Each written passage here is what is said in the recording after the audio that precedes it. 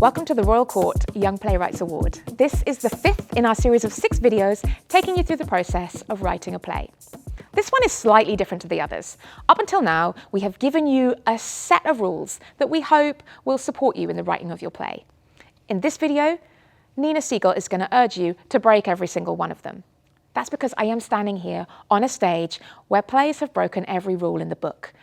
Here we've had plays that have been banned, taken to court, sparked all sorts of furious national debate and had national media coverage.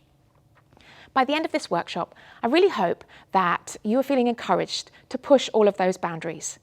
And that's because there really are no rules when it comes to writing a play. Just have faith in the stories you're trying to tell and enjoy yourself.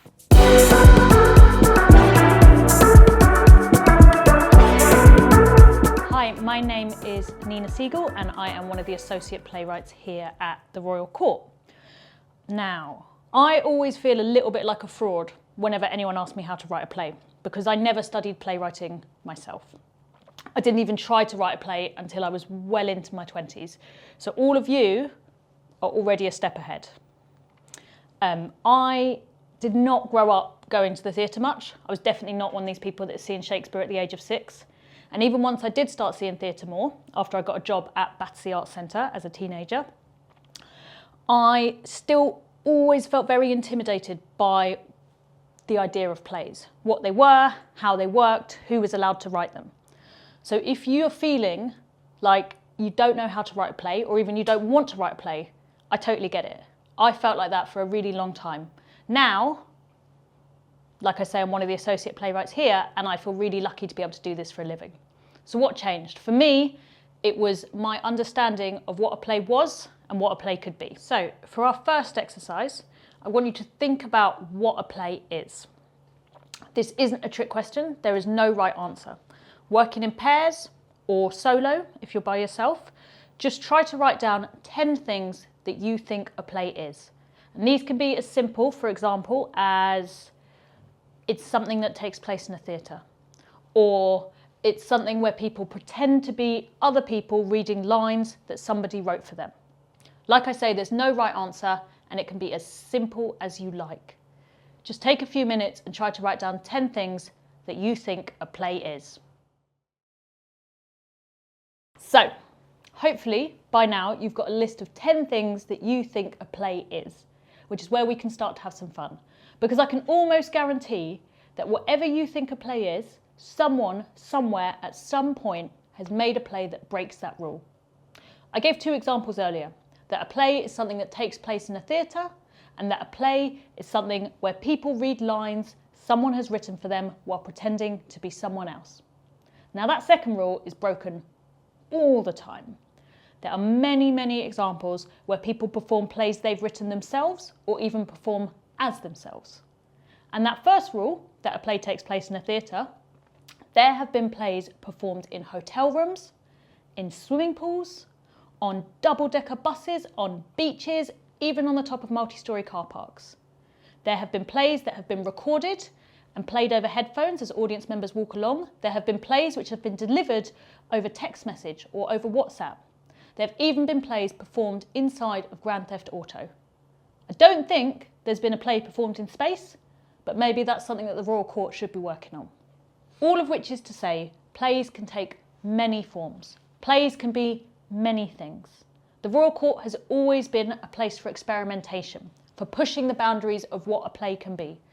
So I really want to encourage you, as playwrights at the very beginning of your writing journey, to take risks, be bold, be ambitious, rethink what a play can be. One of the best pieces of advice that I was given really early in my career was that it's good to know the rules, if only so that you can knowingly break them.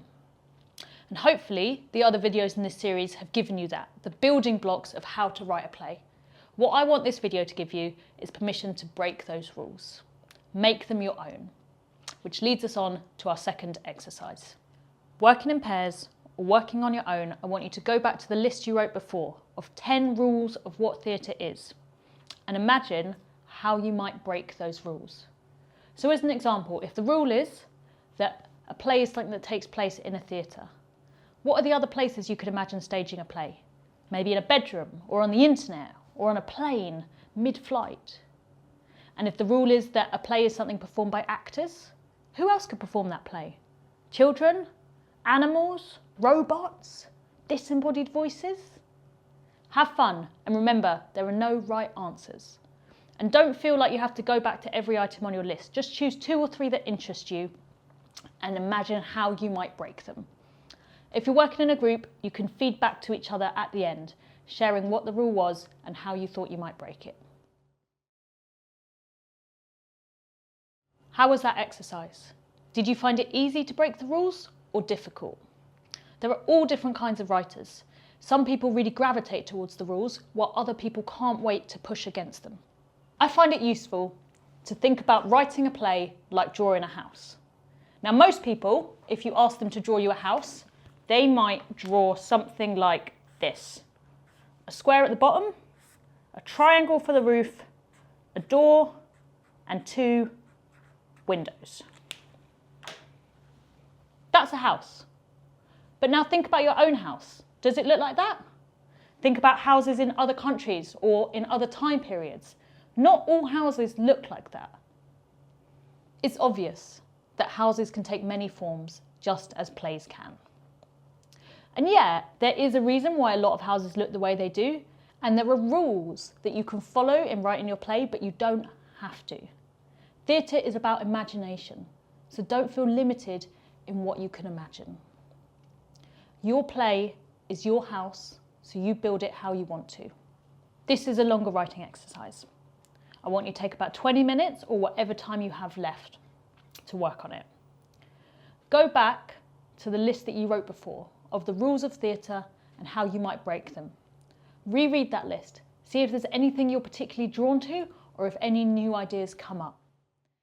I want you to spend this time writing. It can be something totally new, or if there's something you're already working on, you can continue on that. But try to find a new way to approach it. You can use the rules that we've already learned in other videos, or you can ignore them totally. The point of this time is to be playful, to take risks, be creative, and try to make something new. And know, as always, there is no right answer. There's no pass or fail about this. The point of it is just to have fun and make something new. Once you finish writing, if you have the time and you want to, and you're working in a group, you might want to share it with people. Or you might just want to share some ideas of what you've been working on. How did that feel? Did you enjoy it? Did you find it difficult? What did you end up writing? It's funny leading a workshop like this over video because I have no idea what any of you end up writing. But I hope that you enjoyed it. And if you did find it difficult, know that that's okay. Writing is really hard. Writing a play is really hard, but it can also be joyful and creative and brilliant. One of the most exciting things about working at the Royal Court is the possibility that we will find new plays, new playwrights who are working in a way that we have never encountered before. And if this workshop gave you anything, I hope it gave you that permission to make something new, to feel confident that you can take in all the information about how plays work, how to write, but you can make your own thing. And whether that looks like a play that exists before or whether it looks like something completely new, whatever it is, we can't wait to read it.